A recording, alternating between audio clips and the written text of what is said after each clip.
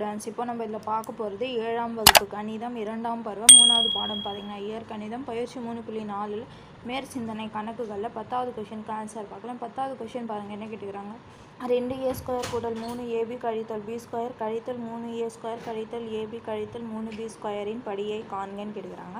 அப்போ பாருங்கள், 2a² கூட்டல் 3ab கழித்தல் b² கழித்தல் 3a² கழித்தல் ab கழித்தல் 3b². அப்போது இதுலேருந்து இது கழிக்கணும். அப்போ இங்கே கழித்தல் இருக்கிறதுனால இது உள்ளே பெருக்கிட்டிங்கன்னா இது கூட்டலாம் மாறிடும்.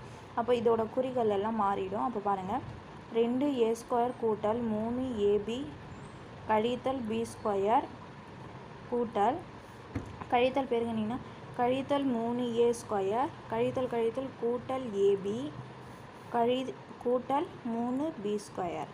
அப்போ ஒத்த உறுப்புகளை நம்ம கூட்டிடலாம். பாருங்கள், 2a² இதில் கூட்டல் இங்கே கழித்தல் இருக்குதுங்க, கழித்தல் 3a² கூட்டல் இங்கே பாருங்கள் 3ab இங்கே கூட்டல் ab, அதுக்கப்புறம் கூட்டல் கழித்தல் b² இங்கே கூட்டல் b².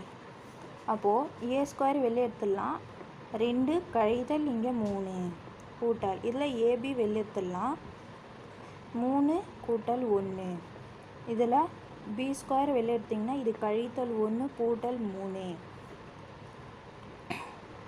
பாருங்கள், a² கழித்தல் 3ல் 2 போச்சுன்னா கழித்தல் 1 கூட்டல் ab 3 1 கூட்டிங்கன்னா 4 கூட்டல் b², 3ல் 1 போச்சுன்னா 2. அப்போது கழித்தல் 6 பேருங்கன்னா கழித்தல் a² கூட்டல் 4ab கூட்டல் 2b². அப்போது இதோட படி பார்த்திங்கன்னா இங்கே 2 இங்கே 2 இதுவும் 1 இது 2. அப்போது எல்லாத்துக்குமே 2 தான் வரும். அப்போ இக்கோவையின் படி கூட 2 தான் வரும். அப்போது இக்கோவையின் படி 2 ஆகும். புரிஞ்சுதுங்களா? அவ்வளோதான் 10வதுக்கு ஆன்சர்.